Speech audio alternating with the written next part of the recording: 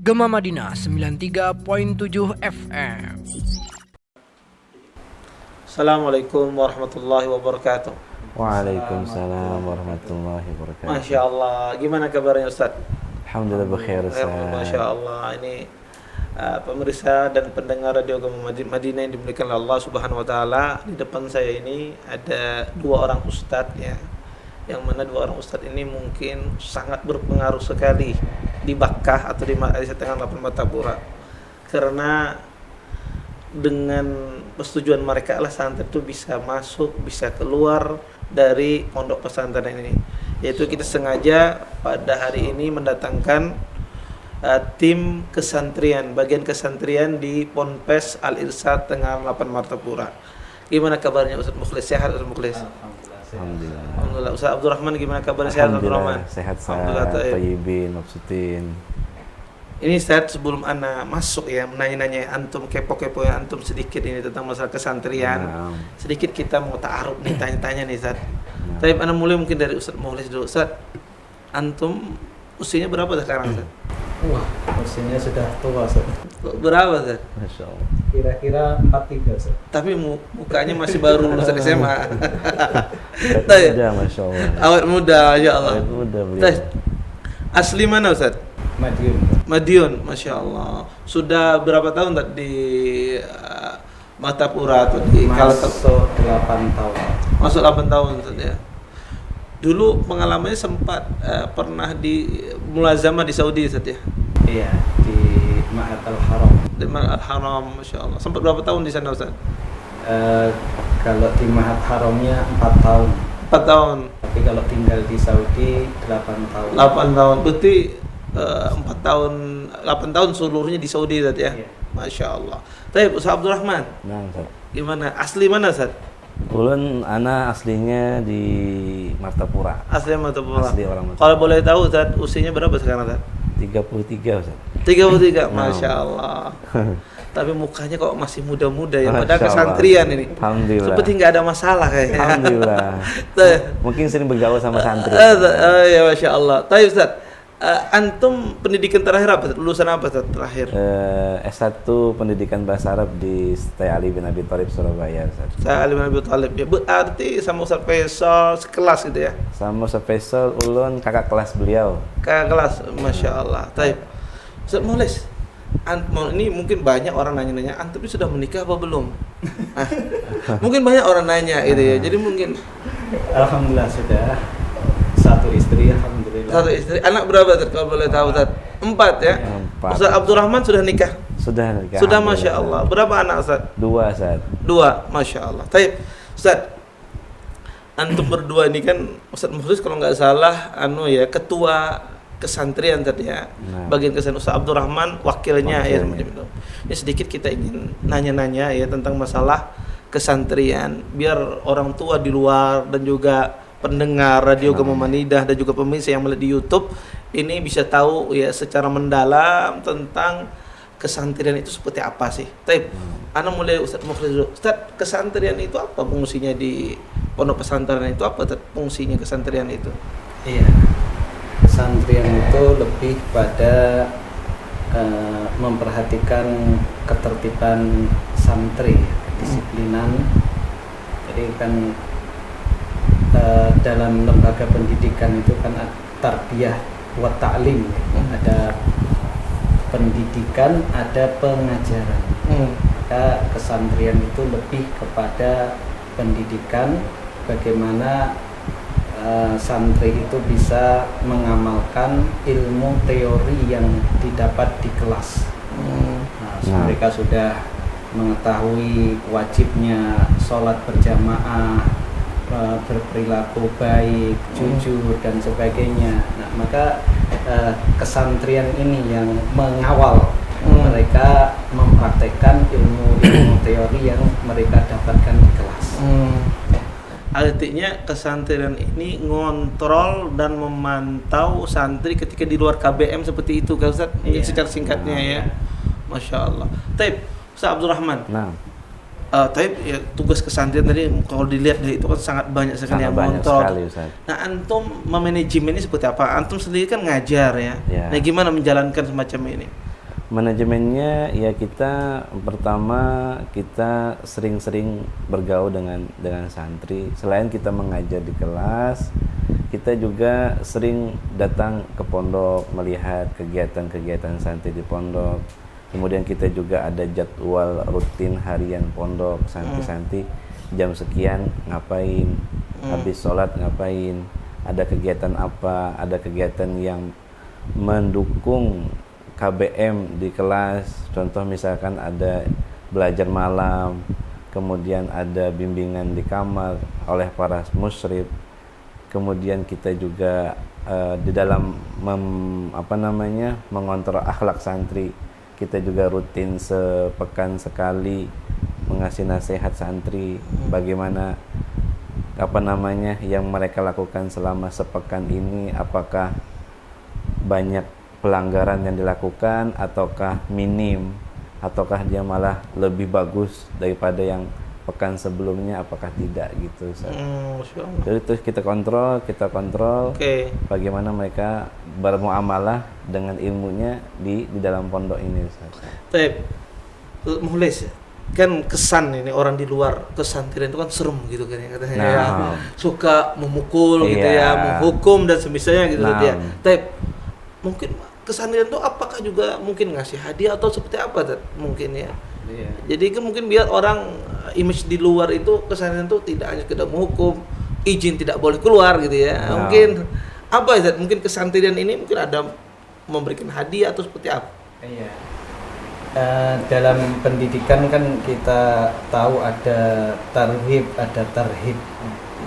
Memang kita tidak pungkiri bahwa hukuman itu ada dan itu memang harus ditegakkan. Tapi juga kita banyak memberikan hadiah ya, kita ada anggaran untuk memberikan hadiah santri-santri yang berprestasi. Jadi kita sangat terbantu ya dengan OSBA, organisasi santri Bakkah. Osba itu, Osba itu anak kelas berapa sih? Diangkat semester kedua dari kelas 2, kemudian berakhir jabatannya kelas 3 semester 1. Jadi selama 1 tahun. Jadi mereka ini ibarat ujung tombak kita. Dan alhamdulillah mereka bertanggung jawab, semangat ya dalam menjalankan tugas-tugasnya. Jadi setiap kisem ya, setiap bagian ada seksi ibadah, ada seksi bahasa, ada seksi kebersihan, ada seksi konsumsi, keamanan, olahraga. Dan masing-masing membuat lomba ya. Lomba kebersihan, lomba bahasa Arab. Nah, itu yang berprestasi diberikan hadiah. Jadi tidak hanya hukuman saja, tapi santri yang berprestasi memiliki kelebihan kita beri hadiah. Oh, Ustaz, tentu ya di pondok ini kan nggak semuanya orang tuh jadi malaikat gitu ya. Nah, artinya ada yang mungkin berbuat salah, Iya. ya, melanggar aturan, Nah, pasti ada pasti gitu ya. ada, Pasti pasti manusia. Nah, Ustaz, di sini misalnya kalau ada santri melanggar gitu Ustaz ya, Okay. melanggar aturan, itu apakah ditindak dengan tindakan fisik hukumannya atau seperti apa? Mungkin orang tua bertanya, kalau misalnya anak saya Ustaz melakukan kesalahan, Iya. terlambat sholat atau tidak sholat berjamaah misalnya gitu ya, Nah, atau keluar dari pondok tanpa izin misalnya, itu hukuman apa yang diberikan Ustaz? Hukumannya pertama ya, kita di dalam pondok ini namanya kita mengatur manusia, Ustaz. Jadi memang harus ada peraturan ketika ada pelanggaran di setiap peraturan yang kita tetapkan. Adapun kalau ada santri yang melanggar, maka yang pertama kali langkah kita itu menasehati. Jadi nasihati. Nasihat dulu, Ustaz. Iya, oke. Nasihat dulu, kita ingatkan, ini antum melanggar, misalkan sholatnya masbuk, diingatkan. Tidak langsung dihukum fisik, tidak, Ustaz. Diingatkan dulu sampai 3 kali. Kemudian kalau 3 kali masih saja dia melanggar, maka kita berikan hukuman yang bersifat kognitif, agar dia dikasih misalkan dia menghafal hadis, Menghafal hadis, oke. atau dia menghafal Al-Quran, Al-Quran, taib. kemudian nanti yang dia hafal itu disampaikan di depan seluruh santri, di depan seluruh ustadz. Itu langkah-langkahnya Ustaz. Kemudian kalau seandainya langkah itu pun masih belum bisa membuat dia untuk bisa mengikuti aturan dengan baik, maka langkah-langkah fisik tetap ada Ustaz. Karena namanya kita mengatur santri dalam pondok ini, pasti ada juga yang dengan hukuman fisik ini cocok sama dia. Hukuman fisik seperti apa, Ustaz? Hukuman fisiknya seperti lari, Oh, Ustaz. lari, oke. Push Bukan up. dipukul gitu, enggak ya? Bukan. Itu Oh. tidak diperbolehkan, Ustaz. Tidak diperbolehkan ya. Kami tidak langsung memukul Ustaz. Oke, oke. Jadi kita hukuman fisiknya itu yang tertulis di peraturan kita pun ya seperti lari, membersihkan area pondok. Berarti juga kembali kepada anak olahraga berarti Nah, dia. kembali. Jadi Iya, dia betul. memang kadang-kadang anak-anak tuh butuh juga hukuman-hukuman seperti itu biar mereka ya kembali fresh. Mungkin dia waktu itu futur. Bisa Baik. jadi kan? Oke, Taib. Semuhlis, kita nanya ini banyak orang tua nanya-nanya. Kenapa sih di pondok itu dibatasi banget orang tua itu jenguk anaknya ya. Padahal kan ini haknya orang tua jenguk anaknya, kok dibatasin gitu. Izin kok malah sebulan sekali boleh pulang. Kenapa nggak setiap minggu aja gitu kan? Ini kadang ini kok susah banget izin di pondok itu. Kenapa? Orang tua tuh banyak bertanya itu. Ini saya mewakili orang-orang tua di luar sana itu ya. Masya Allah, Masya Allah. Iya, yang pertama ya jelas itu akan mengganggu program yang berjalan di Ma'had ini ya, karena sebagaimana tadi saya sampaikan bahwa kita bukan hanya pembelajaran tapi juga pendidikan. Jadi bukan hanya pelajaran di kelas saja. Kalau hanya pelajaran di kelas saja, alhamdulillah santri kita ini di atas rata-rata ya. Tapi yang tidak kalah penting dari itu bagaimana menerapkan ilmu yang telah didapat di kelas itu dalam kehidupan mereka. Nah, tidak bisa dipungkiri bahwa di luar pondok itu banyak racun ya yang bisa meracuni anak didik kita. Ya, kita baru benahi, belum selesai sudah dibawa keluar. Nah, nanti bawa virus-virus dari luar, meskipun itu di dalam rumah saja, di dalam rumahnya sendiri ya. Kita kan nggak bisa jamin kedua orang tuanya bisa mengawasi ya 24 jam ya, bisa pegang HP dan lain sebagainya. Jelas ini merusak. Itu yang pertama. Kemudian yang kedua ya, kenyataan ya, kalau santri itu sering pulang itu pasti futur ya. Futur itu apa tuh? Melemah semangatnya dalam belajar yang tadinya capaian hafalannya bagus, ketika baru pulang dari rumah itu pasti berkurang, dan di rumah sendiri juga pasti kurang hafalannya karena tidak bisa murojaah, tidak sekondusif ketika di pesantren dalam belajar dan murojaah tentunya.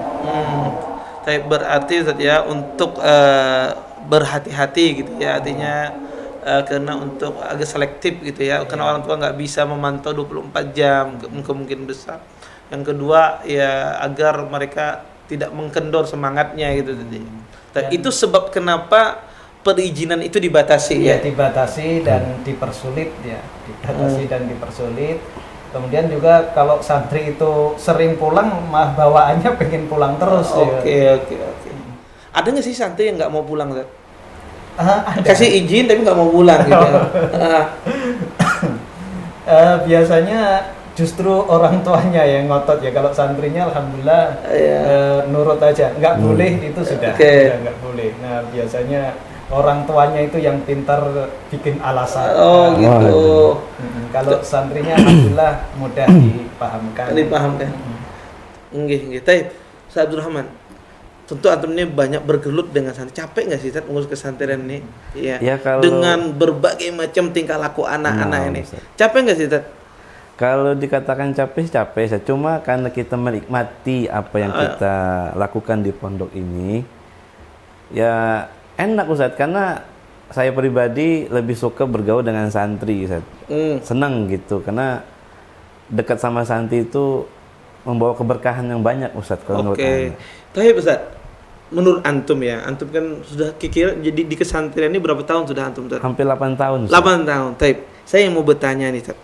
Kira-kira kenakalan anak-anak di sini parah nggak sih? Kenakalan di sini. Atau sebaliknya, berdasarkan pengalaman antum berdua nih saya tanya ya. Atau sebaliknya, misalnya malah kenakalan di sini minim atau seperti apa gitu ya? Kenakalan di sini ini ya kalau dibandingkan kita semasa kita di pondok dulu, Iya. itu minim, Ustaz. Ya. Berarti minim gitu. Minim. Mungkin karena dia melanggar itu karena tingkat kebosanannya itu sudah memuncak. Jadi dia melanggar karena kemungkinan kebanyakan apa yang dia bebankan dalam pikirannya itu, jadi dia berani melanggar. Makanya kita bikin suasana di pondok ini ada pulang sebulan sekali, Ustaz. Ada boleh keluar pondok seminggu sekali, lihat sekitar pondok. Kemudian kita juga kasih waktu mereka bermain, setiap hari ada waktu main untuk melepaskan penat-penat mereka di keseharian mereka di pondok. Itu jadi minim. Kemudian kita juga sering datang ke asrama mereka, mengontrol mereka, ngajak ngobrol. Kalau ada yang beban mereka berat, kita ajak ngobrol, kita kasih nasihat. Itu jadi minim, Ustaz. Oke. Berarti Pelanggarannya pun beda, Ustaz, dengan pondok-pondok yang lain. Kalau santri kita ini lebih pada kalaupun melanggar itu kedisiplinan, bukan pada pelanggaran syariat. Oke. Seperti misalnya masuk kelas apa seperti apa gitu kan? Iya, misalnya kalau ya kabur itu kan pelanggaran berat ya. Kalau di pondok lain kabur itu ada yang ke bioskop. Kita santri kita ke lapangan Murjani itu ya sekedar murojaah saja. Menghilangkan kepenatan di pesantren, nggak ngelakuin apa-apa gitu. Berarti dia mengamalkan hadis wat bi sayyi'atil hasanah ya. Ya. Kejelekan diikuti dengan kebaikan. Kabur kemudian dia membaca Quran gitu ya, Masya Allah. Tapi Ustaz, nih ya sebetulnya kita nih pengen mendalami banget ini ya. Cukup semenit doang. Tapi Ustaz, tentu kita tanya antum berdua nih mungkin satu-satu. Saya mulai dari Ustaz Abdurrahman dulu. Nah, Ustaz. Kan antum ini bergelut sama santri lama, selama 8 tahun. Semoga juga demikian. Tentu mungkin banyak pengalaman ya berkesan dengan santri ya. Artinya kita, kalau saya tadi menangkap dari antum berdua, pelanggaran di sini sangat minim. Artinya kan santri di sini luar biasa berarti. Banyak taatnya kan apa macam. Kan identik orang biasanya itu orang tua kalau punya anak ini orang luar ya. Anak saya kalau susah diatur masukin di pondok lah kayak bengkel gitu kan. Tapi ini kan tidak kenyataannya kan. Nah, mungkin ketika antum bermuamal dengan santri ada pengalaman-pengalaman yang sangat berkesan bagi antum, mungkin bisa antum ceritakan di sini ya. Satu saja, mungkin pengalaman apa yang mungkin sangat berkesan bagi antum ya, ketika bermuamalah sama santri. Ya, paling berkesan itu santri, ada orang tua pernah cerita ke kita, Ustaz, mereka itu melihat sebelum anaknya dipasukan di pondok, itu anaknya suka main game, cuek sama saudara-saudaranya di rumah. Nah, selama 3 bulan di pondok, orang tuanya, ini qadarullah orang tuanya polisi nih, Ustaz. Iya. Dia cerita sambil menangis, Ustaz. Polisi menangis cerita ke kita, berterima kasih banyak dengan kita, Ustaz. Anak-anak, Masya Allah, Ustaz, 3 bulan aja di pondok, gamenya sudah ditinggalin di rumah, Ustaz. Masya Allah. Kemudian dia memasakkan makanan buat adiknya, menggosokkan baju adiknya pas ketika perpulangan bulanan itu, Ustaz. Nah, itu kesannya sungguh luar biasa bagi anak itu, Ustaz. Berarti kita mendidik mereka di sini, mereka ikhlas betul-betul menerima apa yang kita didik di sini, Ustaz, dan diterapkan di rumah. Itu pengalaman kesan anak yang sangat berkesan, dan itu tidak 1 orang 2 orang, Ustaz. Banyak yang sudah orang tua yang bercerita seperti itu. Ustaz Mukhlis mungkin ada. Iya, kalau saya terkesan itu secara umum, Ustaz. Secara keumuman santri dan juga tidak dipungkiri orang tua wali santri di sini itu kesiapannya untuk benar-benar mematuhi peraturan pesantren itu besar. Iya. Jadi orang tua yang tadi sempat saya singgung mungkin tidak siap atau mengungkapkan alasan untuk bisa izin itu jumlahnya bisa dihitung dengan jari. Jadi oke. Dan itu kalau kita pertegas sudah nurut gitu. Masya Allah. Kemudian sampai pun kalau ada mungkin kebijakan kita yang keliru ya, kita kan manusia juga. Itu nggak sampai protes panjang, apalagi melaporkan ke polisi sebagaimana di pesantren lain nggak ada. Alhamdulillah di sini kerjasama antara kesantrian dengan orang tua itu sangat baik, mereka sangat mendukung kebijakan-kebijakan kita ya. Sampai pun yang tadi saya sampaikan, pernah kita salah melakukan kebijakan, begitu kita jelaskan ya tabayun yang mereka tabayun, kita beri jawaban, alhamdulillah tidak banyak protes. Dan ini yang sangat memudahkan kita ya dibanding pesantren-pesantren kita yang dahulu ya. Kita alhamdulillah, saya sendiri banyak bergabung dengan banyak pesantren ya, baik di Jawa, di Sulawesi, di Aceh. Alhamdulillah di sini baik santrinya maupun orang tuanya itu sangat pengertian dan menurut dengan kebijakan-kebijakan kita. Sebelum dimasuk kita pada pertanyaan terakhir, Ustaz, ini ada isu di luaran ini. Kesantrian itu paling ngali dihubungi, ditelepon kada diangkat, SMS kada dibahas, betul nggak sih itu, Ustaz? Apalagi Ustaz Abdurrahman, ya Allah, di SMS kada diangkat, kada dibalas-balas. Ini betul nggak isu tersebut? Apa sebetulnya kesantrian cepat tanggap gitu, Ustaz? Enggak juga, Ustaz. Itu mungkin ya kalau anak pribadi insya Allah cepat tanggap, Ustaz. Kalau ada orang tua menelpon, Ustaz anak-anak sakit, Ustaz, mohon bisa diizinkan Ustaz berobat keluar, itu langsung kita respon, Ibu pian sudahkah Ibu sudah konsultasi dulu ke perawat pondok apa tidak? Kalau sudah diizinkan, kita izinkan. Berarti nggak betul itu isu. Taib. Ini biar nih orang tua bertanya nih, kok susah ya? Berarti ini nggak betul ya, cepat tanggap gitu ya, Masya. Sebenarnya, apalagi pas di jam kerja, Ustaz. Bisa jadi pas waktu ngajar mungkin itu ya. Pas waktu ngajar. Mungkin. Kalau itu kadang saya pribadi, kalau aturan sudah jelas, kapan pulangnya? Iya, sudah kita edarkan. Nah, itu nggak saya jawab. Karena itu sudah sangat mudah dipahami, sangat jelas. Nah, itu tidak kami jawab biar membaca lagi. Kadang kami berikan penekanan lagi di grup wali santri ya.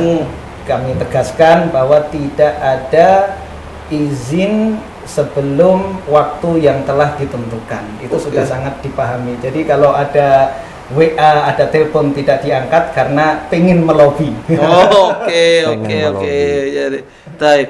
terakhir Ustaz, pertanyaan terakhir, sebetulnya nih anak pengen lama-lama sama antum, tapi kita dibatasi dengan waktu. Mungkin ada nasihat antum, pesan antum untuk orang tua ananda yang ada di Bakkah ini, atau orang-orang tua di luar di sana yang ingin memasukkan anak-anaknya ke pondok atau yang belum mau masukkan ke pondok, apa nasihat antum untuk mereka? Mungkin secara singkat, mungkin saya mulai Ustaz Mukhlis dulu. Iya, alhamdulillah. Sebagaimana tadi saya sampaikan, alhamdulillah santri-santri di sini ya mudah diatur, secara umum mudah diatur. Ya.